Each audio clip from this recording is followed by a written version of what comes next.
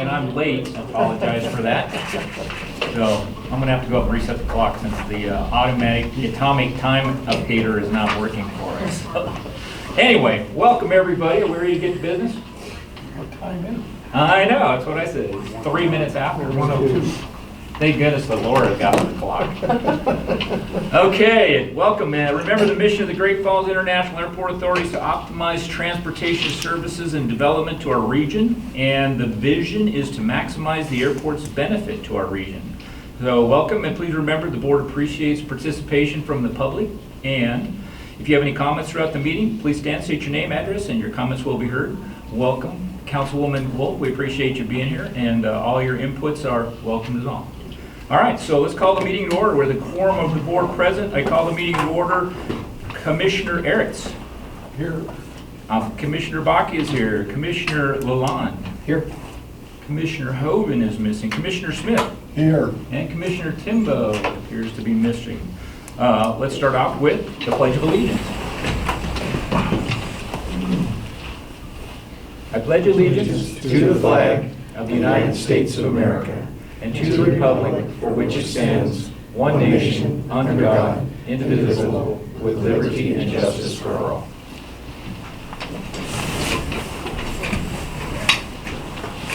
Okay, as always, we'll start off with the consent agenda. The consent agenda is made up of routine day-to-day items that require board action but not appear to have a significant public impact. Items may be pulled from the consent agenda for separate discussion and vote by any board member. Item number 1A, approval of board meeting minutes from January 2022. B, payroll checks totaling $140,415.25. C, maintenance and operation checks number 26525 through 26607 totaling $482,303.72. D, approved passenger facility charge totaling $40,307.23. And E, financial reports for January 2022. Are there any items that would be like to be pulled by the board for further discussion? All right, with none to be pulled, do I have a motion? I'll make a motion to approve last meeting minutes. Okay, and a second? I'll second. Okay, with a motion and a second, any further discussion on the consent agenda items? Just real quick on the check, Sure. the check to David, what was that? David Hood. Remember what the last check to David took was? Oh, his He last lost check the that check. he got, he lost. And we And so we canceled canceled it and then reissued. All right, just curious. Yeah. Excellent question. Okay, all in favor of approving the consent agenda as stated, say aye. Aye. Opposed, nay? That has it. Director's report. Yeah, a lot to report on. Last week I was down in San Antonio visiting with the airlines. A good set of meetings. There's a lot of optimism, I think, that the pilot shortage will rectify itself sometime in 2023. That's the hope. We're still hearing from everyone that there's still a significant problem finding pilots for the upcoming year. But they're hoping to rectify that at some point next year. We are seeing some relief from that.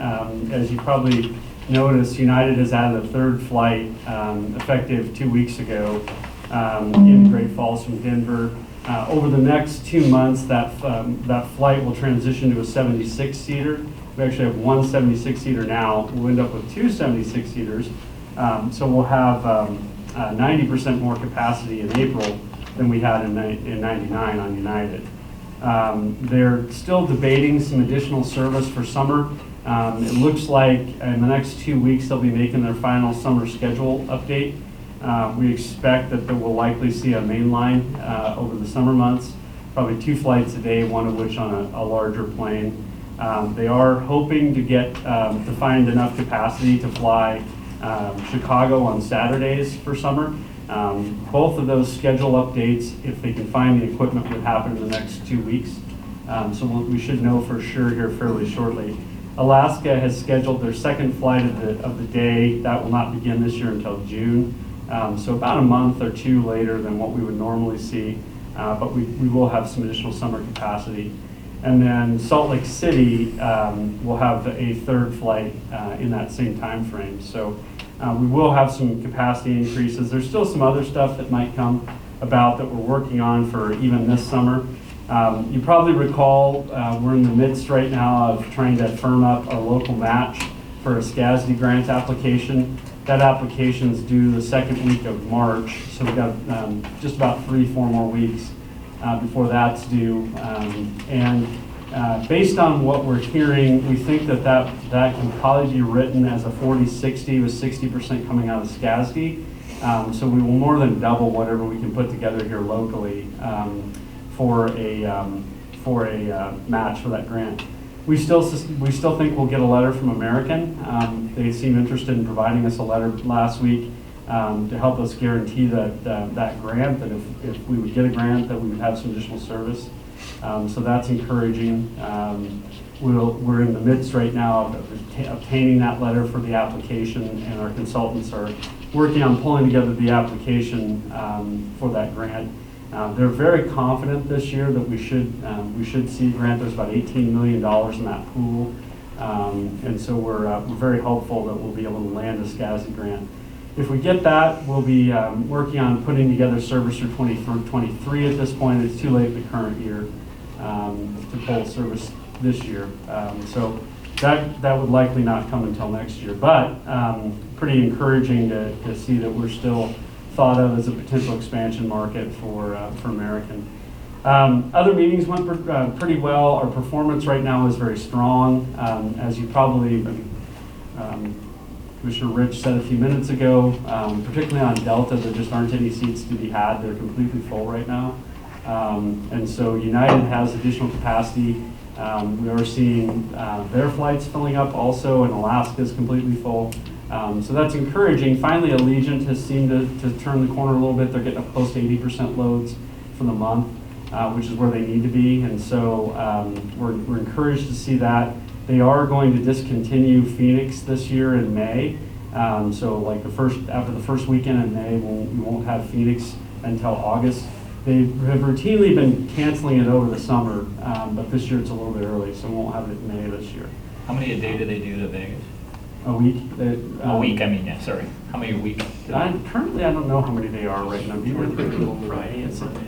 Yeah, I think it's just so one turnaround or 2 flights, one there, one back. So 2 flights a week. Okay. Yeah, it's kind of lean for what they would normally have. Until that Canadian border gets more regular, I don't see them adding much here. But everything's performing fairly well right now anyway. Not much else to report from the airlines right now. Like I said, they see our market performing pretty well, so I do think we'll see some additional capacity going forward. Normal, when we get back to normal, I can't say for sure. Certainly these summer additions are a big help. July and August should be very strong.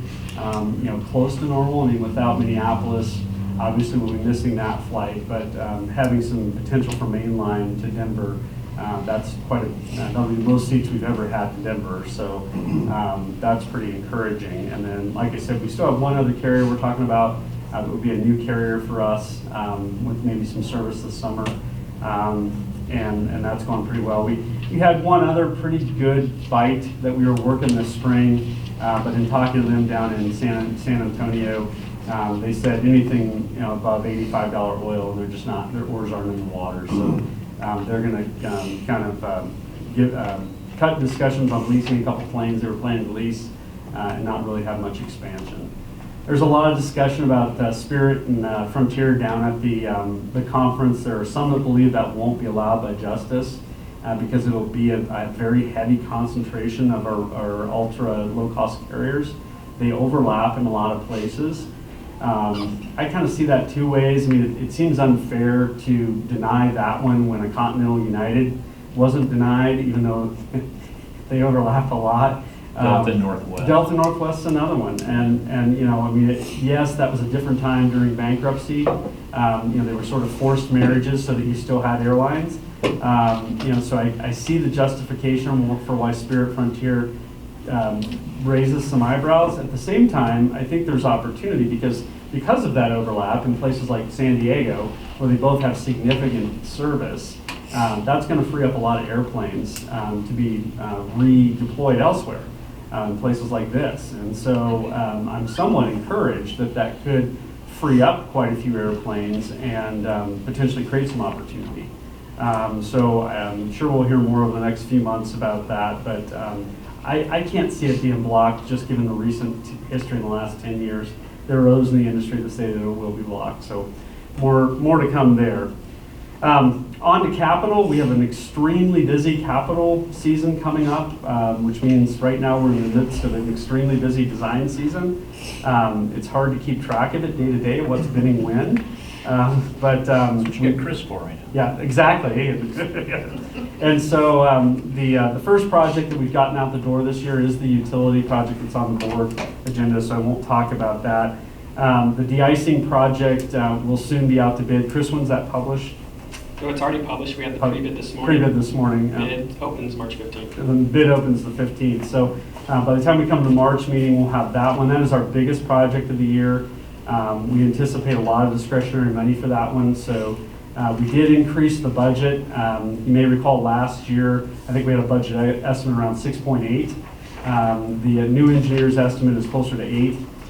So when we come back at the March meeting, we'll be talking about a significant increase in the budget. Most of that will be covered by the discretionary grant. So we'll still have 10% local match. Unfortunately, last year we had no local match. It would have been really nice to have gotten that project, but the one bid we did get was way out of the ballpark for us. So when we get that project in, we'll have to revise the budget at the next board meeting, a significant increase, and that's just reflective of the increases we're seeing across the board from labor to materials. The construction sector is seeing a lot of inflation. So that'll be coming next month. The taxi lane, over Southwest taxi lane, general aviation taxi lane project, we're nearing completion of that design, and that'll bid when, Chris? Monday the 28th. So the 28th, that we'll have, be pushing that one out. We expect that project somewhere in the neighborhood of $1 million. We did have a very productive call with FAA. That project, because it's a large enough quantity, requires what we call a test strip, which basically just says that the contractors come out and demonstrate they can build pavement before they put it in place. We did get them to agree to allow us to do the test strip in one of the taxi lane alleys near the T-hanger construction. So that will give us at least one strip of pavement in there. It won't be wide enough to be a full lane. But we'll get about maybe 40% of the taxi lane pavement in one of the two alleys completed with that test strip. Because it isn't federally funded, it is in the sense that it's in the project, the contractor has to do it. But because the pavement itself isn't considered federally funded, we don't have to remove it if it doesn't meet the pavement criteria for testing. And assuming that it's not terrible and obviously deficient, we would probably leave it in place. And so that's good news because as I mentioned since last fall, the FAA has changed the criteria for what pavements are federally eligible. We can't build pavement now within 50 feet of a hangar door. And we have quite a bit of pavement that was built with federal dollars that will no longer be eligible. So going forward, this creates a problem across the entire spectrum of airports, how these pavements will be paid for in the future. So exciting things in our future to deal with. Aside from that, we also will be publishing the snowblower. We did get the go-ahead from FAA. They believe that funding will be available here shortly. So that'll go out to bid next week, right, Chris? It went out last Friday. Friday, excellent. So we'll have the snowblower out on the street. The state Department of Transportation did, MDT I should say, did offer us a grant for the match on that project. So we expect we'll be able to get that snowblower at no cost, which is terrific given all of these other projects we have to match this year. They're going to offer us $90,000 to match that federal grant. We're very excited to get that machine. That's the last piece of our snow equipment that really has not been replaced or updated. The machine we run right now is from the early 90s. And although it's low on hours, it has a Detroit diesel, which was very, very hard to find parts for. And so we're pretty excited to see that snowblower. It should have quite a bit more capability than anything we have on the field right now. Ideally, I don't know what the back order is on that right now. Potentially, we could see that midwinter next year, maybe. Yeah, I'll put about a year on it. About a year. So at least it'll see some action maybe at the tail end of next winter. Were we expecting the MDT match? No, well. Did we put in for it? Yeah, we did. Okay, it didn't just So- show up. Okay. Yeah, frankly, don't know what to expect out of that program. So if you, the history on that, it used to be that MDT had some funding that came from aviation fuel tax, but the commercial airlines were exempt.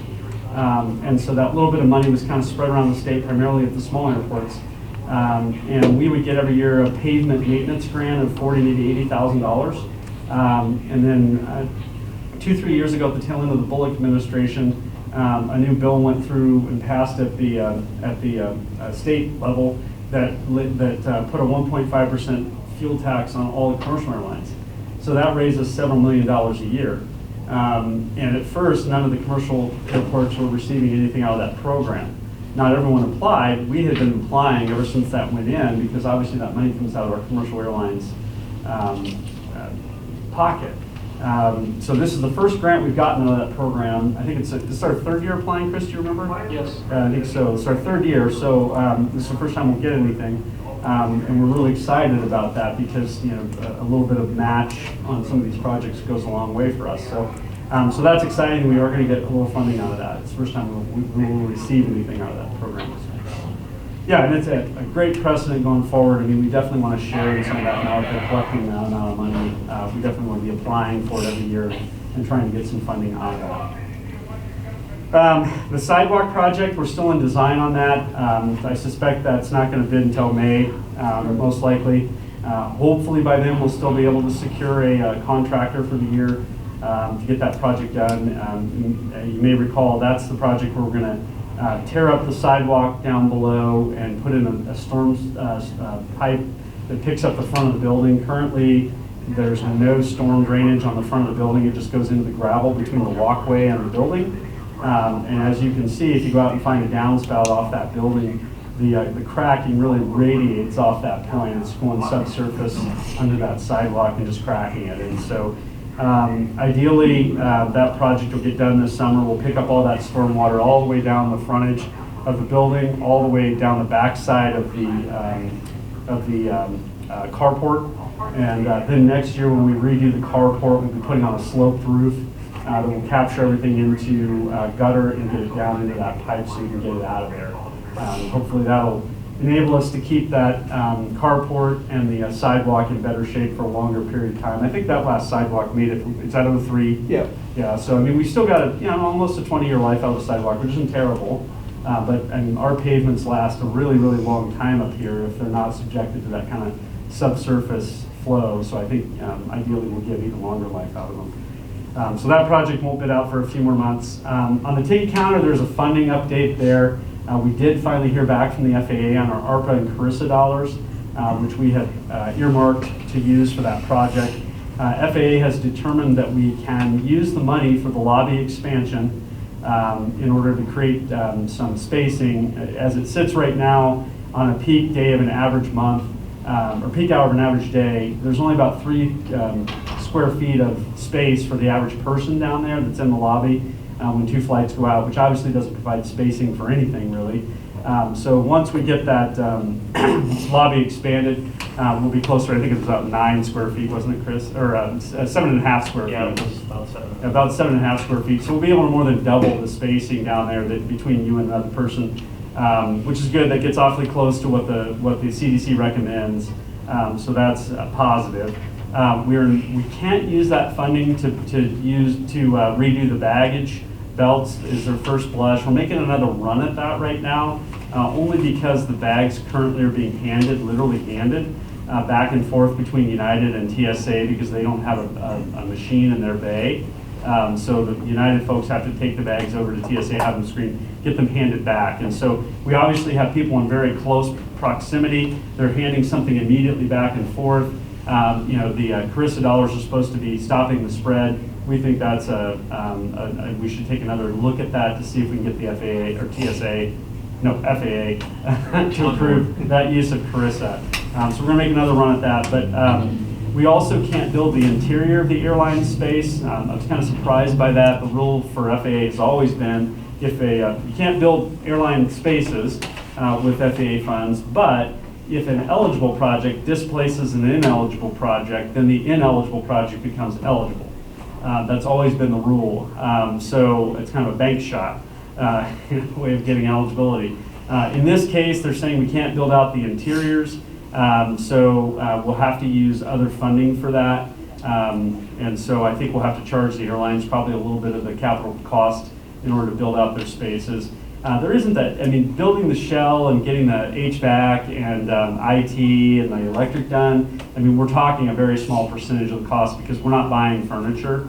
So really we're talking about paint, drywall finishing, carpet, or other flooring. In a lot of cases it's not going to be carpet, but essentially flooring, paint, finish on the inside. So it's not a lot of the cost.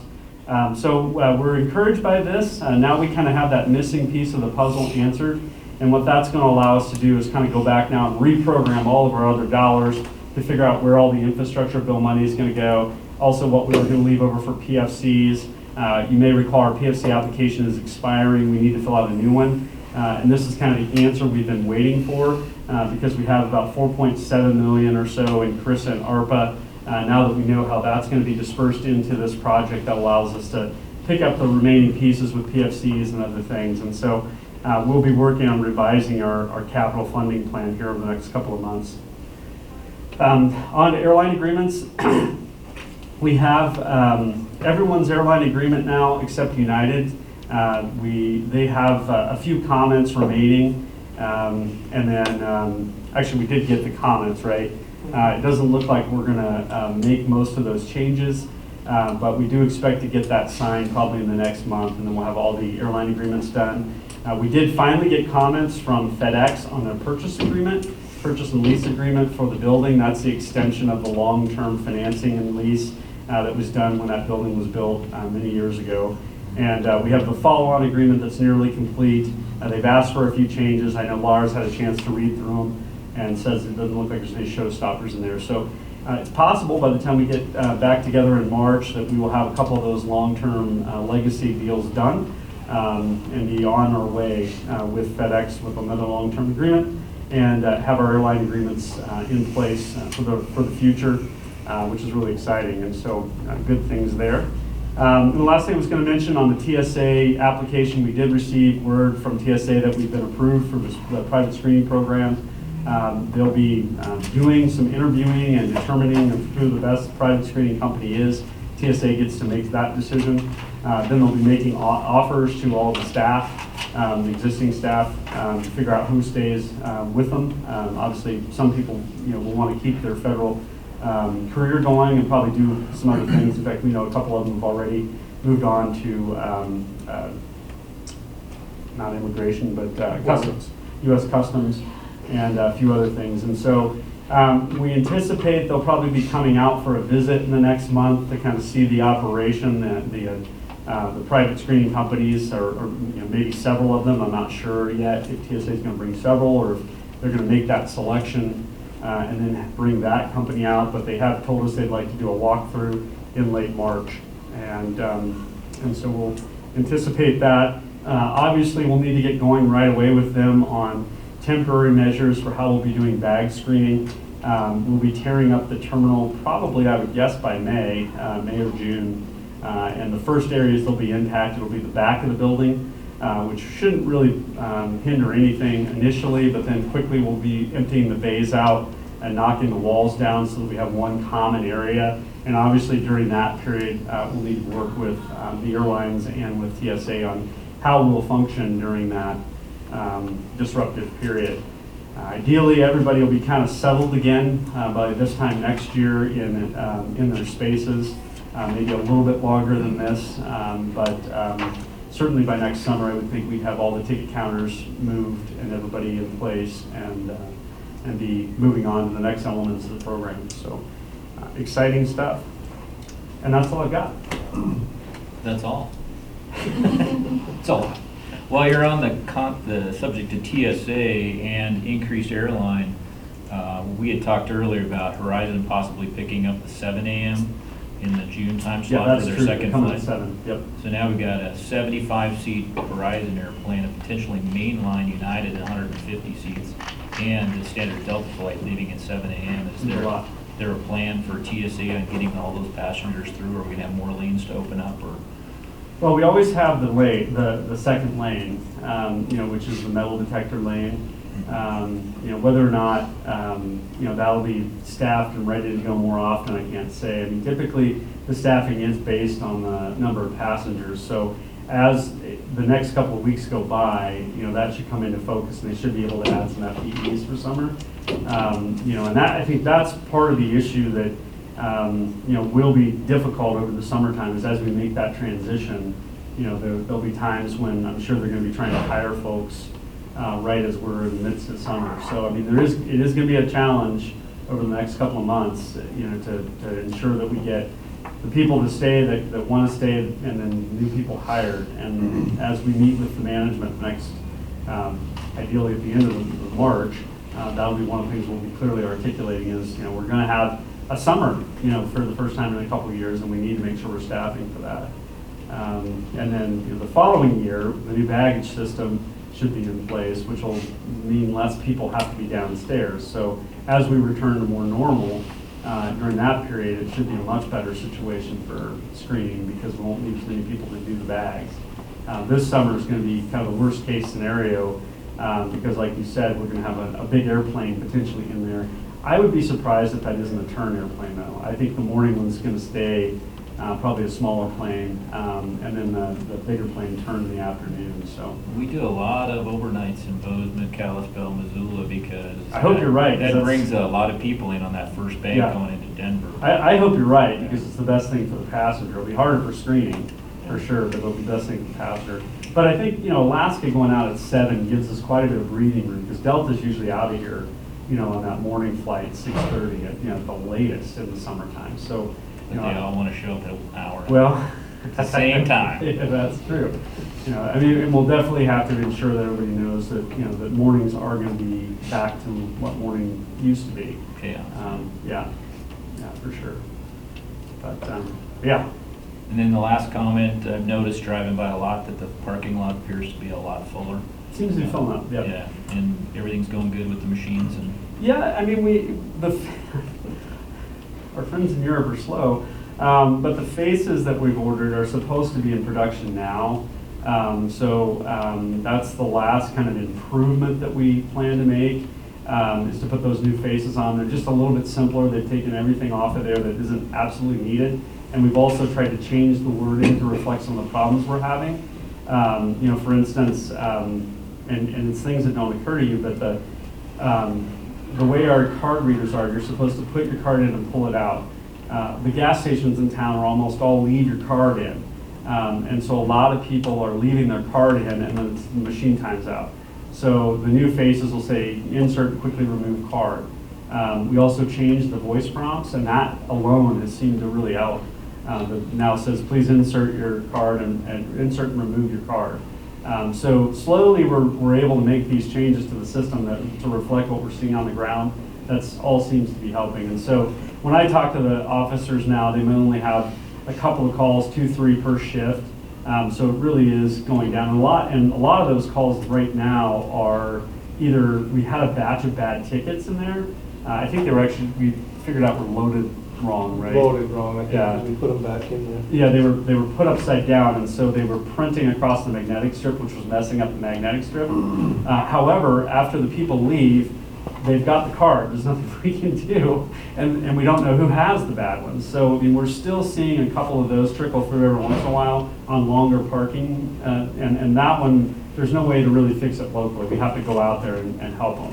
And then we are seeing occasionally people that only have cash, and we're debating that in the office as to what we want to do about that. We're talking about the potential of, we have one machine out there that is capable of taking cash. And if we didn't give change, we could probably make that machine function pretty well. The biggest problem is the change. It only holds so many 1s and 5s, and so it runs out of cash incessantly. And of course, when you tell people you'll take cash, then everyone wants to pay cash, so that machine has a high maintenance cycle. And so right now, it's only taking credit card. If we were to revert back to cash, we would have a lot more maintenance with that machine. So we're kind of waiting to see if it now that we've put up signs that say credit and debit only. We're also trying to encourage our police officers to have them try to use the app if they get in the lane, because if you have Google Pay or Apple Pay, you can do that from your phone. You wouldn't necessarily have to have a credit card.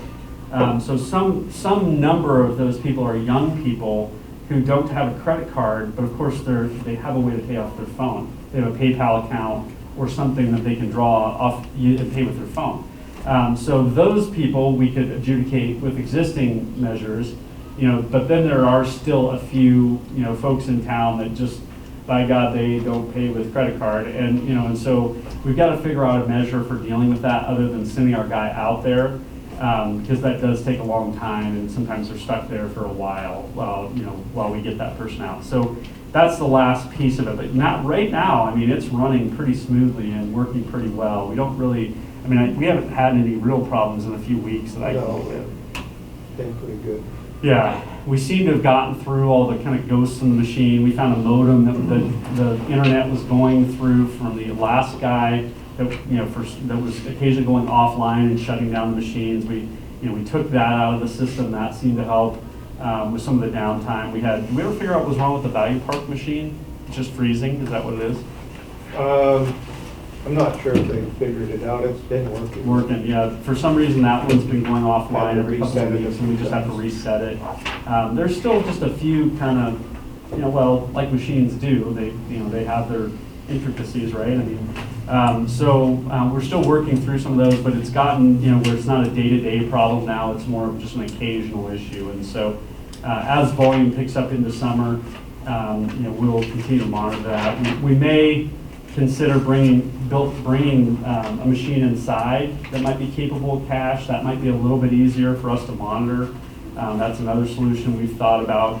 That's not a bad idea. It's not a bad idea. And the metered ones still take cash too. So part of it's, once we get that machine upgraded, it needs some, we had to pay about $3,000 to get that machine transferred over, all those systems moved over to us. Once that gets done, part of it's a marketing issue of letting people know that, hey, look, if you're only going to be here for an hour or something, just park there and pay cash if you need to pay cash. Yeah, we're working through the challenges. It's getting much, much better than it was even a couple months ago. So. Do you get much use of the metered parking lot? No.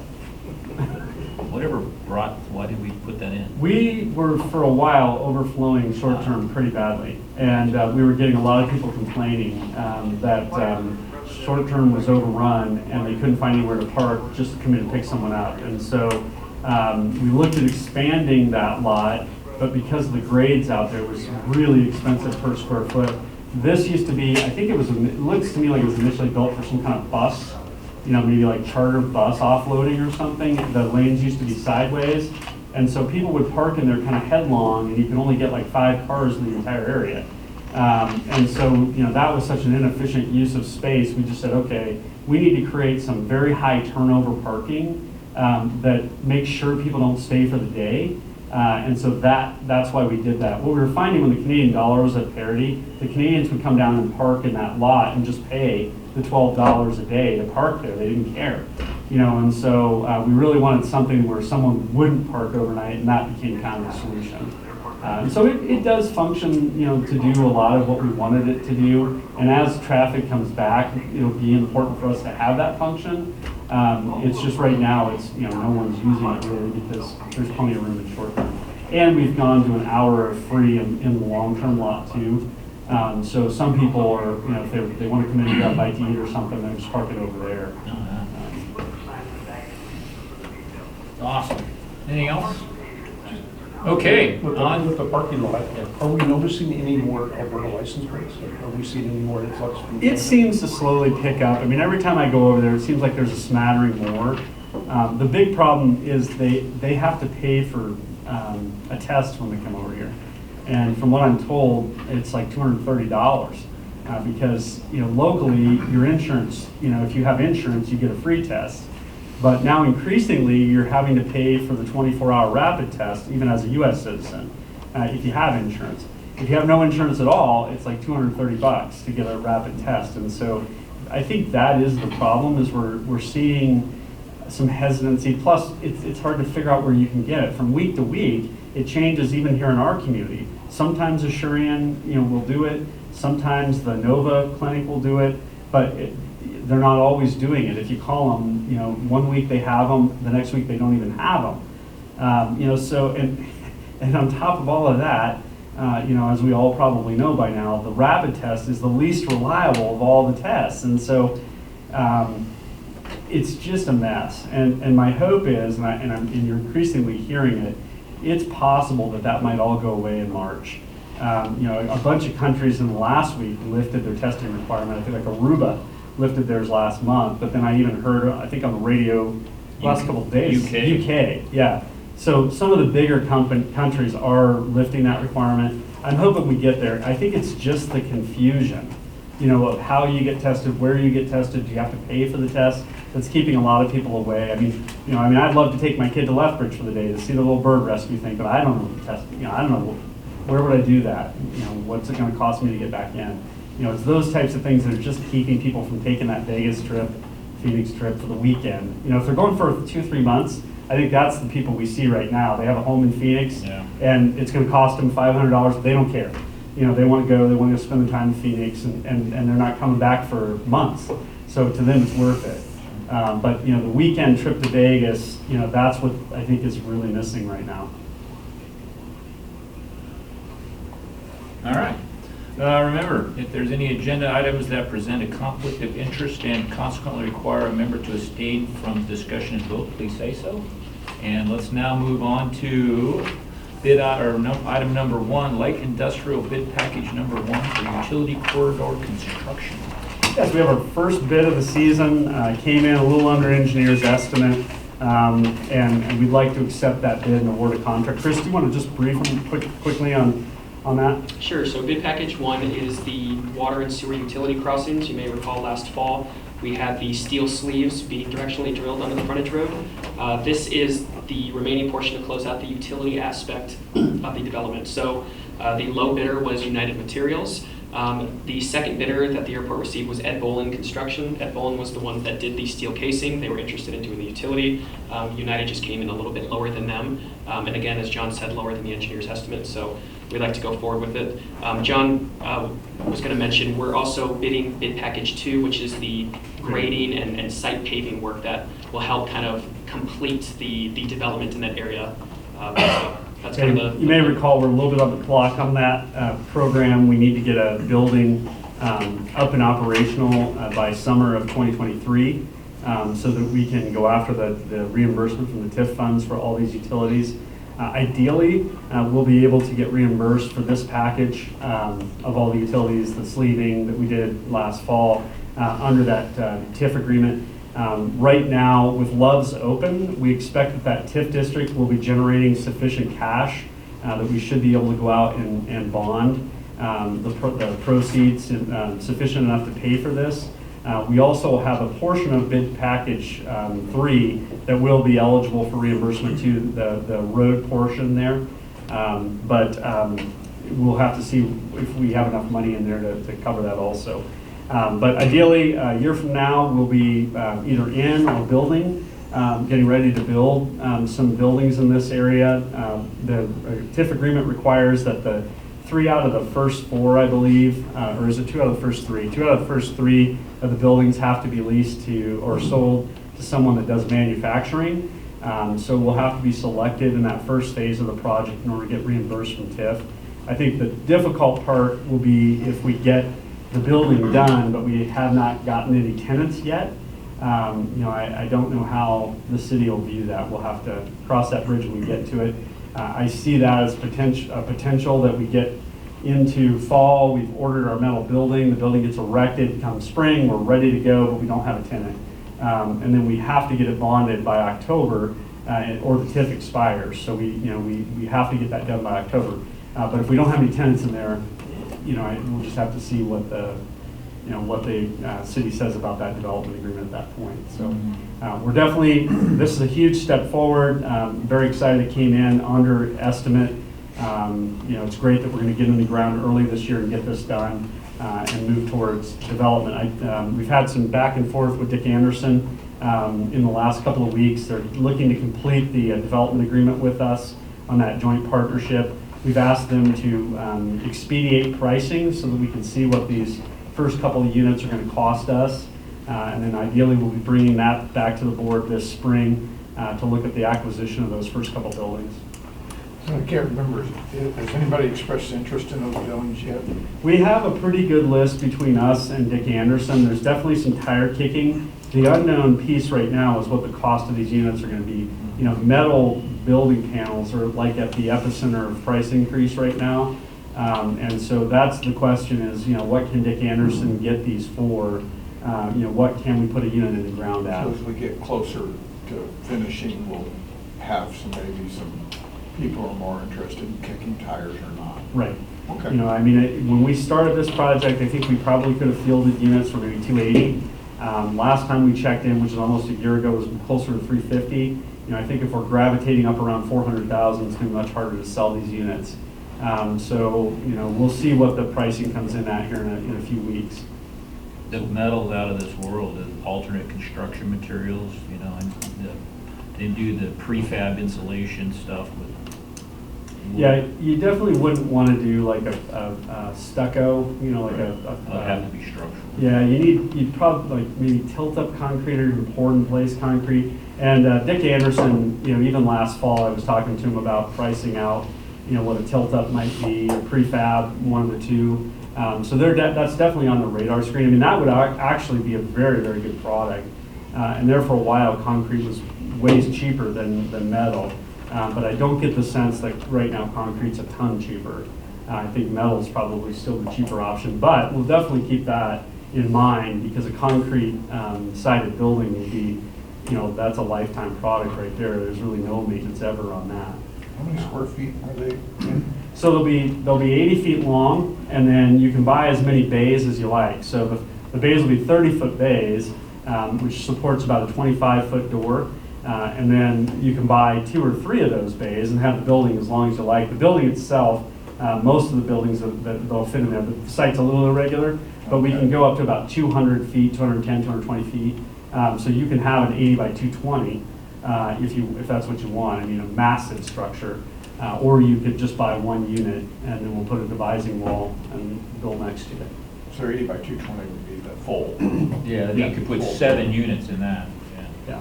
And the idea is, like what we've done on the SRE, we'll pour a footer, temporary footer on the back of the building, or on the side, and then we can just cut that out and continue to build. We just put another rib next to that and keep building. So that's the way we'll develop these. Once things stabilize a little bit, I think eventually Dick Anderson will probably buy some of their own units. The way the partnership's structured, either of us can buy units and add them for lease or for sale. But right now, they've got so much other work that they're not going to do that in the first phase. So worst case, what happens if the TIF doesn't expire?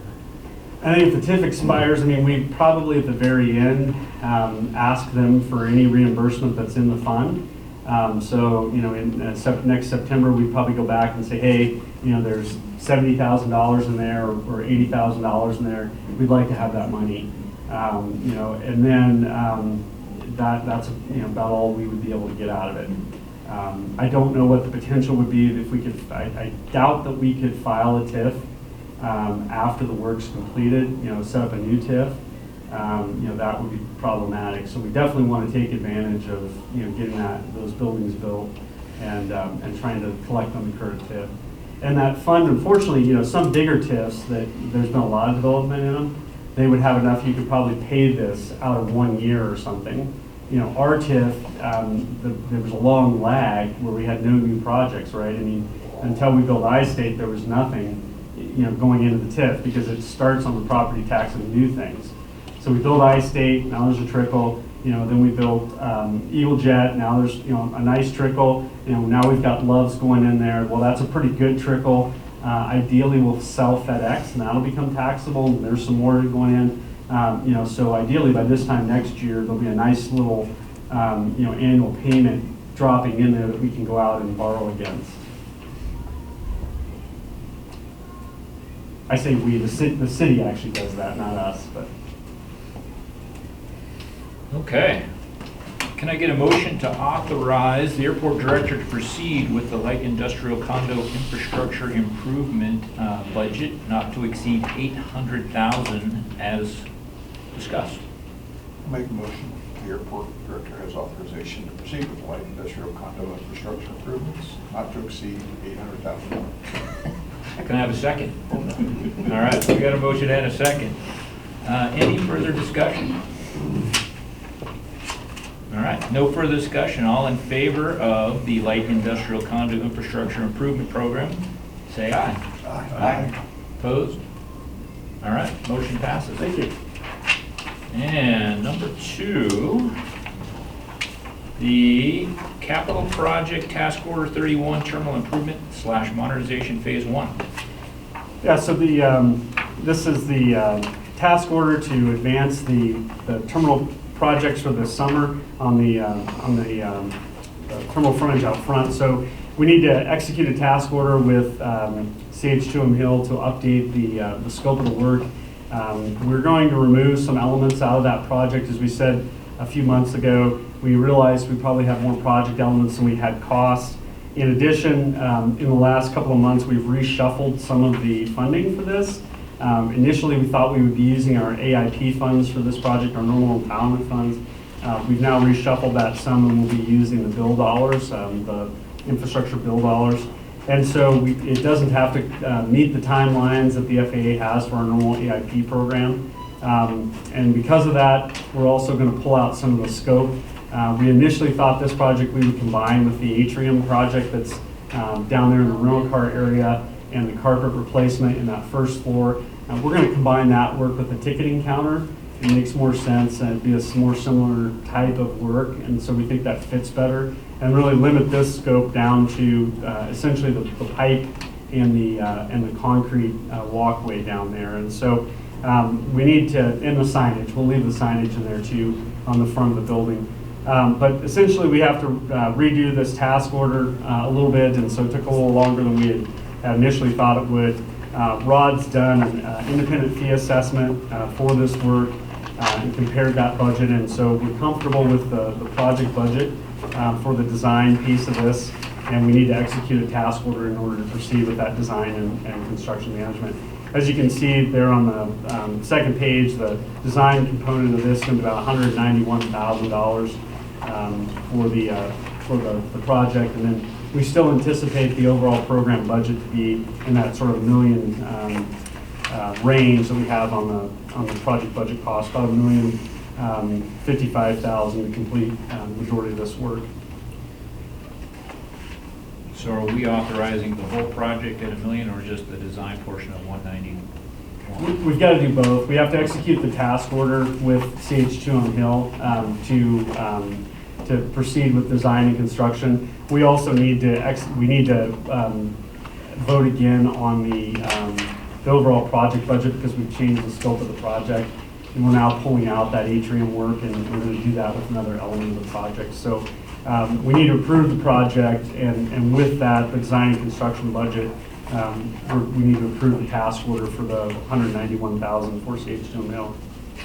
John, you've talked a lot about just bigger picture outside, just the fascia and stuff like that. Does it make sense to be spending money on signage? Are we going to spend money on new signs and then just tear it down in 2 years? No, the idea is we want to get the hanging system and everything complete for the signage now. So we'll be making a penetration into the concrete, hanging those signs, getting the system set up. The system will anticipate that we're going to put a paneling system under that. So essentially it'll be a metal panel that will go underneath that sign, but we want to go ahead and get those signs acquired, get that piece of it done with this funding this year, get the electrical run and everything so that it's ready to go. And then the cladding system will simply go over top of that. We'll have to remove the sign and put it back up, but we'll have the electrical done, we'll have everything else done that we need to get done before that cladding system goes in. The cladding system, because it'll be an insulated panel, we think that's a pretty good candidate for the discretionary portion of the infrastructure bill dollars. And so it may take us a little longer to get that project funded. We definitely want to leave it out there for a while and see if it can compete, since it is a sustainability project. So that one, we'll probably have a year or two before we get that one funded, down the road. And so we want to give that a little bit of time to kind of do its thing. In the meantime, we want to go ahead with some of the signage elements and get some of the other stuff settled, because obviously the sustainability portion of that program probably wouldn't pay for signage, since it doesn't help sustainability. We want to make that sustainability piece stand on its own with these, as we were talking about before the meeting. I mean, if you walk up to these concrete panels and touch them, they're extremely cold. I mean, that is that leaching effect that we're talking about, both cold and hot. The window replacement, the panel system. We think that package really competes well for the sustainability portion. So we want to get the signage done elsewhere so that it's not in the middle of that. So we have a purely sustainability project that compete for those discretionary dollars. And just for clarification, on this phase, we're going to take out the sidewalks, but none of the vertical columns. Those would all stay the same. They're going to, as well as the roof over the top of them. Right, and ideally. So part of the work scope in here is they're going to do some structural analysis on that, on the columns and everything to ensure that that structure is going to last another 20 years. We want to look at that at the onset, because if we're down in there to tear out foundation and we look at it and say, oh, that isn't going to last 20 years, then at that point we want to go ahead and cash it in on the canopy and do something different. So one of the elements, the design elements in that 191 is we want to look at the structural integrity of what we have and ensure that it's got a 20-year life. Once we've done that, then we put in the storm pipe, get the water down in there. Then we're going to replace that sidewalk, which right now is a tripping hazard. And we actually got written up on our insurance this year. And then once we get that done, next year we're going to come back and redo the canopy. So that canopy will get its own cladding system, we'll get lighted signs. It's going to get different roof collectors, so I mean almost all of that roof now will go to a gutter, so that we can funnel that water and we can get rid of that rubber built-up roof and go with something that in almost all cases will pitch to a gutter pan. It'll be a lot easier for us to maintain. In fact, that's probably something you really don't maintain, for the next 20, 30 years. So that's how those pieces all fit together. But the first element is we got to get the design done, look at the structural integrity, get the stormwater pipe in, replace that sidewalk, and that's what we're doing with this.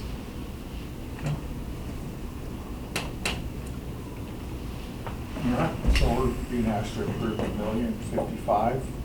Yep. Okay, because the recommended action has flat million, so. Yeah, so in other words, you want the $1,055,000 on the front or the million Actually, flat on the back? Let's do the million. Yeah, I think the budget, we've got $1,055,000 in there, but I don't think we're going to spend more than $1 million. And that's kind of where we want to cap that project. Yeah. So flat one, straight 1 million. Yeah, and we'll cut the scope out to get to that if we have to. Okay. And the engineer's estimate's a little more than what we think we'll spend, but we'll have to cut the scope back to get down to that $1 million. Okay. Okay. Since you're on top of it there, Tony, can I have a motion? Now we look at numbers. I'll make a motion to authorize $1 million to complete tip phase 1. And a second? Second. All right. Any further discussion? All right, with no further discussion, all in favor of allowing the staff authorization to spend $1 million to complete the tip phase 1, say aye. Aye. Opposed, nay? Excellent. Continue. All right, all right, that's it for the final meeting. Let's see. Let's finish up with Airport Authority Board comments. Commissioner Gibbs. Commissioner Eric. Commissioner Smith. Commissioner Lalonde. I have no further comments. Any additional public comments? All right. With no additional public comments, and with no further business come before the board, I declare this meeting adjourned. We only have one item for the work session. Is everybody good with continuing into the work session? Excellent. Hold on. Copy. Pausing.